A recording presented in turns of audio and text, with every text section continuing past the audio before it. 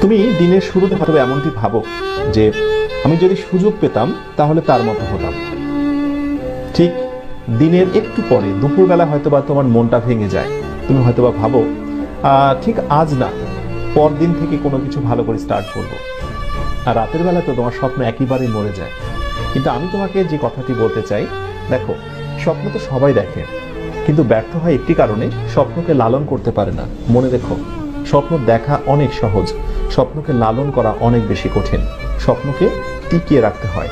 একটি ফুল গাছে যেমন পানি না দিলে ফুল গাছ থেকে ভালো কোনো ফুল পাওয়া যায় না, ফুল গাছটা নিস্তেজ এবং মারা যায়, স্বপ্ন ঠিক তেমন। স্বপ্নেরও প্রাণ রয়েছে। স্বপ্নকে বাঁচিয়ে রাখতে হবে প্রচেষ্টা, আন্তরিকতা এবং ভালোবাসা দিয়ে। উদ্যোগ নাও, প্রচুর পরিমাণে পরিশ্রমী হও, চোখের ঘুমকে বিদায় দিয়ে দাও। প্রতিদিন 6 ঘন্টার উপরে ঘুমিও না। খুব কাজ ছাড়া অকাজে গোসিপিং করো না। নিজেকে নিয়ে একটু সময় দাও। ফাঁকা সময় পেলে একটু নিজেকে সময় দাও। নিজেকে নিয়ে চিন্তা করো, আনন্দে গা ভাসিয়ে দিও না। সফল হবার জন্য প্রচুর পরিমাণে ডেডিকেশন প্রয়োজন।